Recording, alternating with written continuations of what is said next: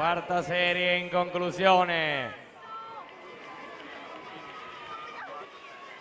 E se la giudica in corsia 2 la formazione della Piave Nuoto 1,55-52.